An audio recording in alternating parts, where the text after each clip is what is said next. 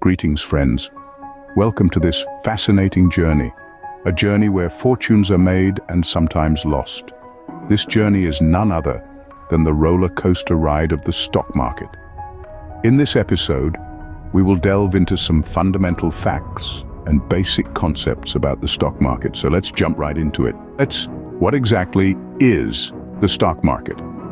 Simply put, the stock market is a commercial place where companies sell their shares and investors buy them. It's a marketplace that facilitates trade. Now, what are shares? Companies sell a portion of their ownership to the public, which we call shares. When you buy a share of a company, you become a tiny owner of that company. Let's move on to the terms bull market and bear market. In a bull market, stock prices are rising, whereas in a bear market, prices are falling. These terms are used to describe the trend of the market. Indices are used to measure the performance of the stock market. In India, the key indices are NSE Nifty and BSE Sensex. To invest in the stock market, you need a demat account and a trading account.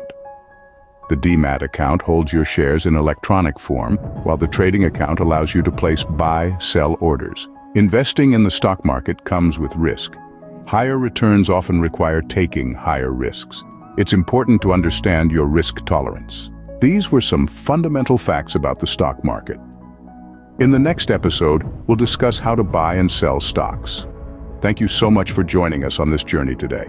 Remember, the stock market is not just about investing money, but also about investing time to understand it. The more you learn, the better your investments will be.